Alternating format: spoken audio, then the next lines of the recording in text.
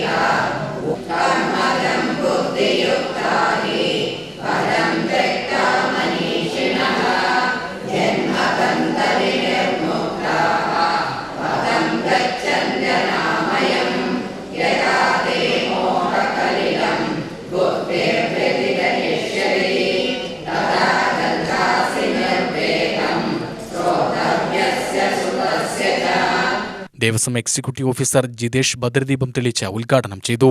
Devaswom board chairman K Ashok, trustee M K Jayadevan, trustee P N Vijayan, P U Keshavadas, A Sankaranarayana Menon, P Unni എന്നിവർ ഉപഹാര സമർപ്പണം നടത്തി.